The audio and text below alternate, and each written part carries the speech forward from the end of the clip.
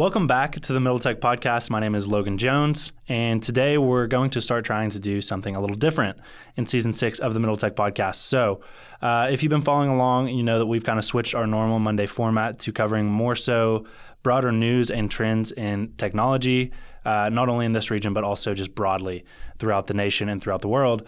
And one of the things that we definitely want to keep on doing is highlighting founders, highlighting companies being built in this region, and just creating awareness around what's going on and keeping everyone up to date.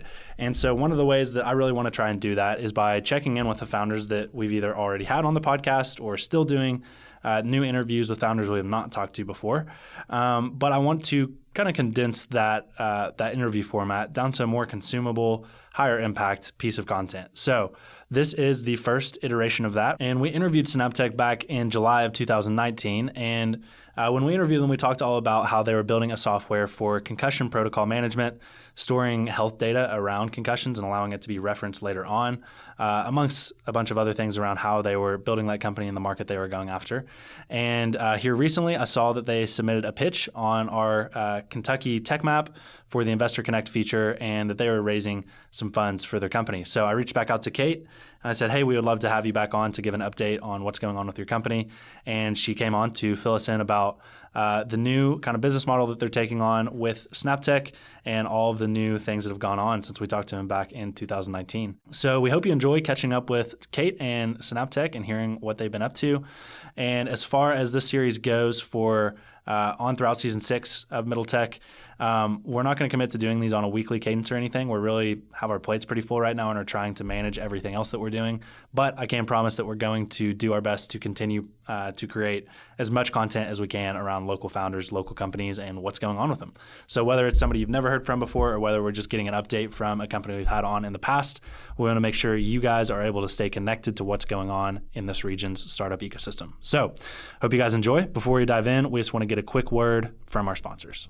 Middle Tech is presented by KY Innovation, the Kentucky Cabinet for Economic Development's Office of Entrepreneurship.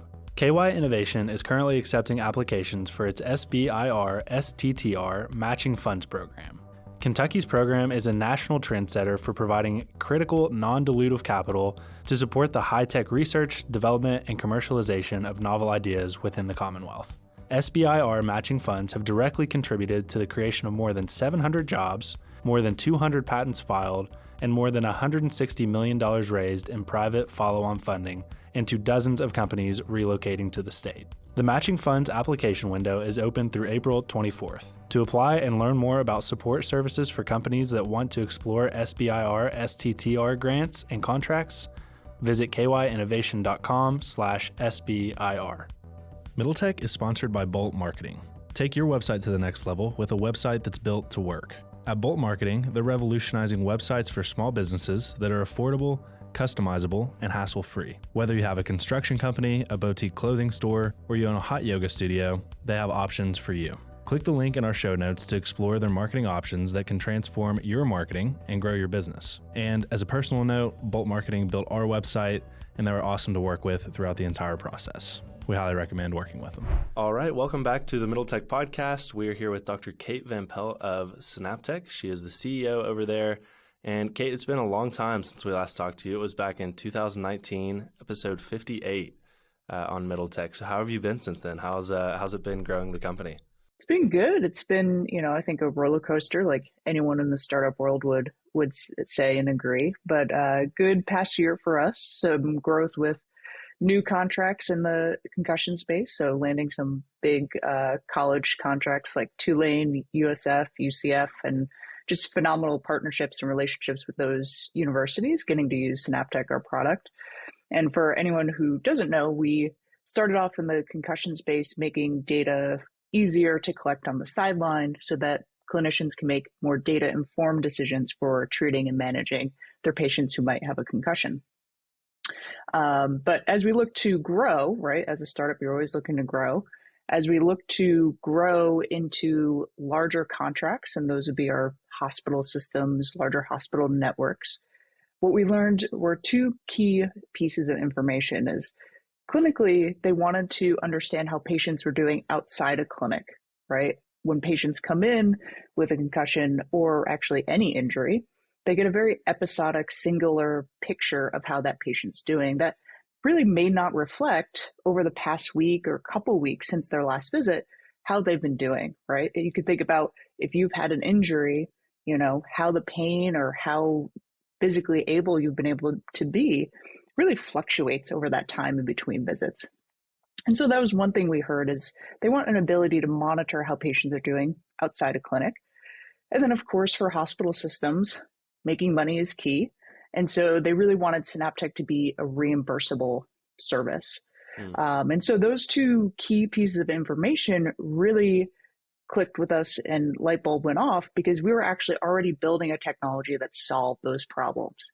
So we were awarded a NSF phase 1 back in 2020. And that technology we were building there was aimed at actually solving those key issues. So remotely monitoring patient symptoms in a very easy way for the patient by just using their cell phone or smartphone. So rather than having to send manual surveys or really a manual process, just by how you use your smartphone, we were able to develop machine learning or AI model that predicts their symptoms as if the patient was reporting them themselves. And so that's been a really fun evolution for us because it's really opened up a bigger market and opportunity for us. So we're honing in, focusing in on that technology and currently fundraising to expand it to all acute injuries, concussion, musculoskeletal, and bringing that technology to market. That's super exciting. And so just to try to put it in a few sentences for our listeners, when you guys first started the company, you were primarily focused on concussion management, collecting data around how a patient was recovering essentially from a concussion. Is that correct? Yeah. Yep. And then, anywhere from the acute phase all the way through recovery. Yep. Awesome. And then now today, you guys are taking that data and being able to apply it across a range of different injuries and symptoms and things like that.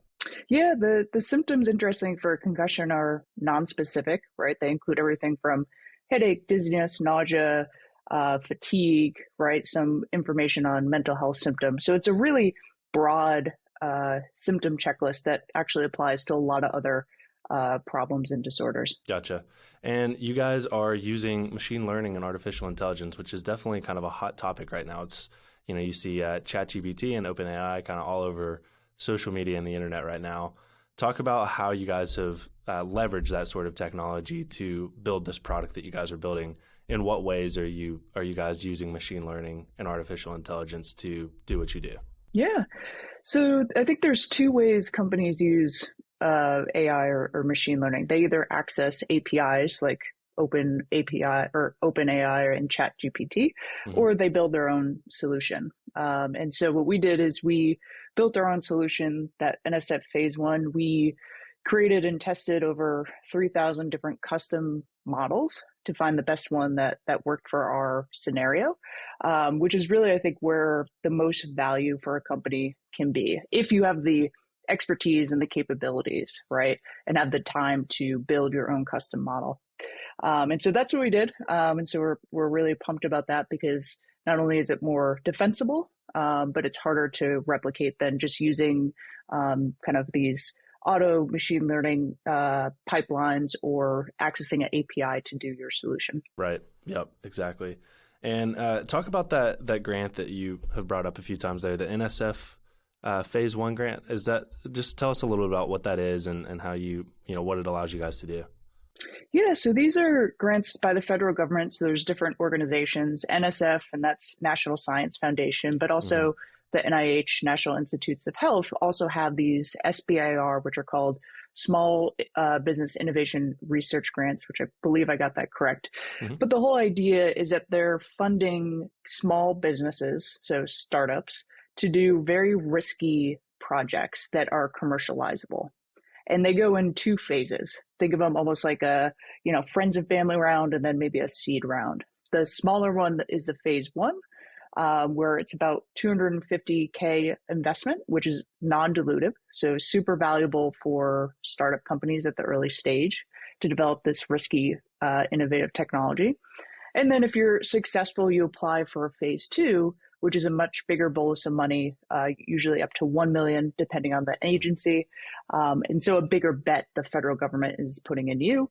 Again, non-dilutive funding, again, valuable. And then the other great thing is Kentucky offers matching programs, which I think you guys have also discussed as well. Yep. And so you're able to get funds at the state level, similarly non-dilutive, to augment or do additional work in to further your commercializable innovation. And so you mentioned that you guys are just now getting into the fundraising process. Were these grants the primary funding that you've had up until this point? And then talk a little bit about, getting into the fundraising process and what you're wanting to fundraise for and what you want to do with the money once you guys have it. Yeah. So we've done a mix of both grants and dilutive funding. So we've had the NSF phase 1, but we've also received investment from local investors here in the area. So Keyhorse, CSC, angel investors, and BGA as well. And so a variety mixed of dilutive, non-dilutive funding to date that's really brought and grown the concussion product. As I said at the kind of start of the call, what we're looking now to do is bring this new technology to market and apply it to a much broader set of sports medicine. So anyone treating patients with acute musculoskeletal or concussion injuries. So think PT clinics, your outpatient orthopedic clinics as well. Mm-hmm. And so the fundraise there is in support of that. And 3 major milestones there is the commercial development. So we have the major piece developed in the middle, which is our AI machine learning pipeline. Mm-hmm. But what we need to do is build the more customer-facing interfaces of the native app for the patient and then the portal for the clinician. So those endpoints we have to build out, to make them a little nicer than our research versions, which are kind of clunky and ugly. Build those and then attach them to the piece that we already have built out and prototyped. Well, it sounds like you've got... keep going. Yeah, no, go ahead. Jump in. No, I was just going to say, it sounds like you kind of built the toughest part of that, which is like the machine learning model, which is the part that I would assume truly makes the software defensible and valuable to customers. Yeah, that's really the special piece, the secret sauce of it. And so getting that nailed down was a huge milestone and achievement for us. And the rest is a mix of development we've already done with prior products, mm-hmm. And then some new work as well, as there always is. Yeah, and one of the reasons we want to do podcasts like this, to have past guests back on that have been building over the past 4 years, is because you probably learned a ton building this company and making what I guess in a way could be considered a pivot towards a larger market opportunity. First off, talk about just some of the challenges that you faced over the past 4 years, building Synaptek and getting to this point. Yeah, I think one thing we always forget is you're not building things in a silo. So there's environmental factors that are constantly changing as you're trying to build your startup. Mm-hmm. And in the concussion space, we launched during COVID when, sports actually weren't even going. That was, out of our control. So that was our first big hurdle that we survived there. But fundamentally, sports medicine at the athletic level, right? Think high school, college, where we're primarily selling, the budgets and the focus and the priority fundamentally shifted. Mm-hmm. A big focus was on concussion, but after that, it was COVID and a variety of other things. And so the concussion piece got shifted down a little bit in priority. Budgets got hit big time. Where they were spending money, how they could spend money was hit. And really, the biggest thing we learned is if you don't help people make money, it's way harder to sell and get, the higher ups on board. I think that's the biggest learning. As much as it's, clinical benefit, that's a huge win. You get phenomenal, partners that buy in and see the big vision. But if you're trying to look at growth and really expanding the company, helping people make money is always a win. And whether that's directly, right, by helping revenue, or in other ways like time savings or other factors that are cost savings.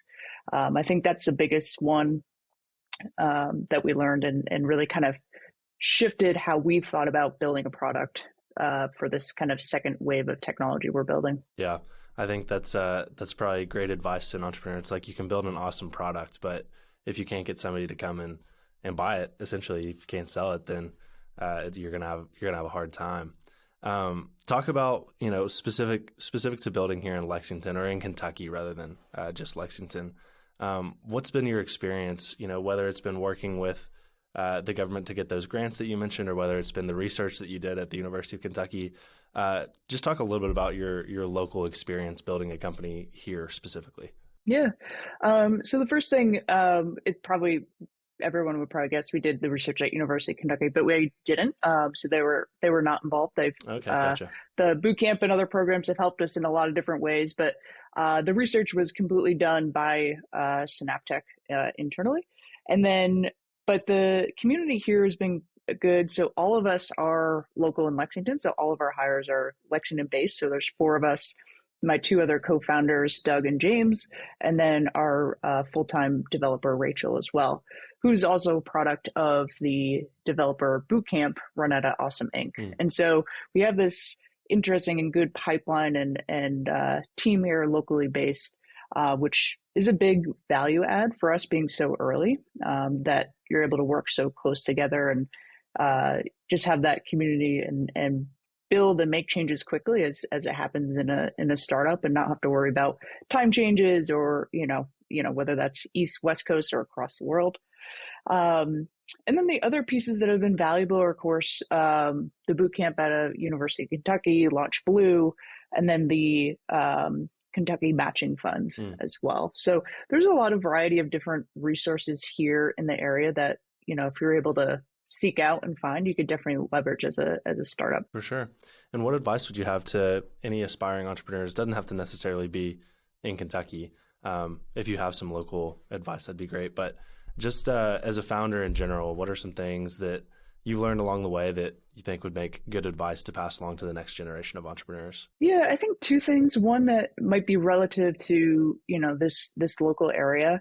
When you're looking for people to join the team or looking for talent, the resume and CV is one thing, but I think what's also really important is looking for the capacity and the interest to grow.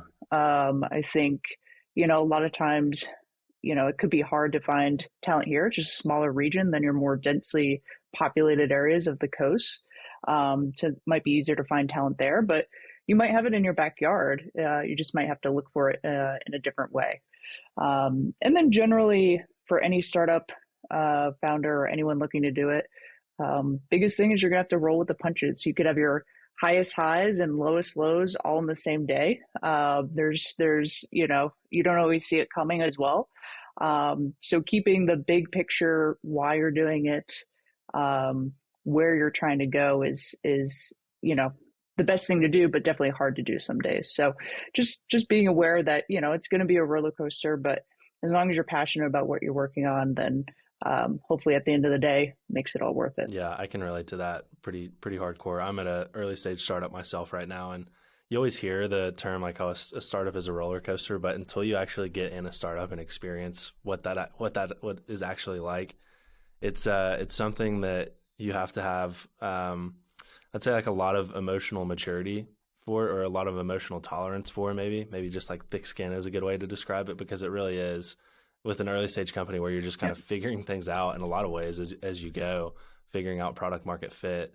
You have to have some tough skin to get through that and continue to persevere. So I think that's excellent advice. Yeah. You mentioned it there talking. Yeah. And just made me think of something too. It's like this rational confidence. Yeah. I'm thinking about it now as we're fundraising. You have to be the one advocating for your company and have this confidence, but at the same time, you're also listening to the world and the signals, whether that's customer discovery or investors, of where you might be wrong in your assumptions and in your decisions. And so it's an interesting balance of listening, not listening, and finding, the right signals to listen to. Yeah. And good luck deciding which of those to ignore and which of those to really latch on to. That's the dance of entrepreneurship. Yep. That'll be my next AI product. I think you'll make a lot of money if you can figure that one out. But you mentioned there and just kind of having an idea of where you want to take things into the future. Talk about now that you guys are addressing this broader market with Synaptek, what is the broader goal, the broader vision for where you want to take this company? Where do you see it in the next 5 years? Yeah, so I think really honing in and zoning in on, this musculoskeletal space. So it's a pretty big problem in the US. Initially we're focused on acute injuries that are resulting from sports, but chronic musculoskeletal injuries are a massive problem. Roughly 1 in 2 people in the United States are suffering from one of those, who may or may not seek treatment or have the ability to seek treatment. And so what we're really excited about is initially how we could help patients with acute injuries. But broadly, how do we fundamentally change access to care and care delivery surrounding, acute and chronic injuries? So especially people in rural communities where it's hard to travel into clinics, how do we get them access to care and services remotely? Provide them with monitoring so they only have to make that 2-hour drive to clinic when they really need to. And so really driving the efficiency of that care and triaging those higher risk patients that need to come in sooner, or, delaying the ones that are doing better and can be seen later. And so changing that care delivery model, but also the access. So providing people with more access to care that there might be more barriers to having it. Yeah. I love the access part of it. I think that's probably one of the, I guess, good things maybe that came out of COVID is everything kind of shifted to this online, and everyone became a lot more comfortable with like online, whether it was medicine or education or any of those sorts of things. So hopefully that's a good tailwind for you and your company as you continue building into what's this new normal that we found ourselves in. But as we wrap up just kind of this update here and catching up with you on where your company is, tell us if there are any ways that a listener could help out your company, or we get a lot of investors, founders themselves that listen to this podcast. What are some ways that the community could help support you? Yeah, so I think there's two big ways. So we're constantly doing customer discovery. So if you're someone that helps treat patients with a musculoskeletal injury, definitely go check out our website, synaptek.io. We have a survey on there that we want to hear from you. We're continually evolving and listening to make the product as best as we possibly can. So your feedback at this early stage has a much bigger impact down the line. So if you're a listener that helps treat those patients, definitely go check us out and go fill out that survey. And then investors or founders, if you know anyone in your network in this, medical space, but maybe also care delivery space that's interested, we're actively fundraising and looking to close out our fund as soon as possible so we could get to the fun stuff and get to work. There we go. Love it. Well, good luck as you guys continue to build. Good luck with this fundraise. I know that's a little bit of a grueling process, but wish you guys the best of luck there. And if we can do anything to help out, just let us know. So thanks for taking the time to come back on and update us. Yeah, absolutely. Thanks, Logan. See you, Kate.